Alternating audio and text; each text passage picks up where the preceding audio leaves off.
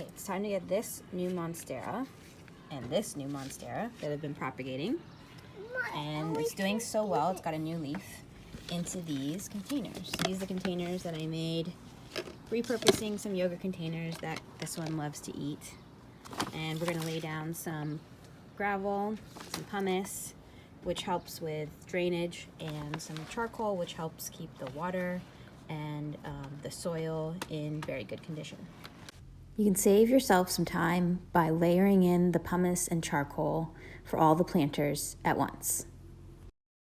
So with this Monstera, it's actually doing so well. It's got a fresh aerial node that you could cut an inch below and propagate this into a whole different plant and just plant this singular leaf if you wanted to. So technically I've got like 3 different Monsteras I could plant, which is exciting. Look at this new leaf.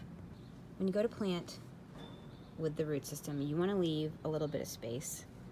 So I put the layer of pumice, the layer of charcoal down, and I'm just going to test to see if that's enough space. So it would sit about there, which would be fine. I might take out a little bit of dirt, but it'll compact and start to settle, so you can expect the dirt to sink even lower, so you can plan for that.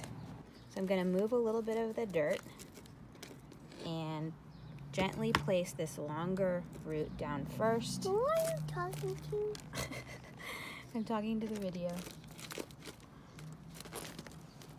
And then I'm going to take some more dirt while holding the plant and let it go around the roots while still holding up the plant.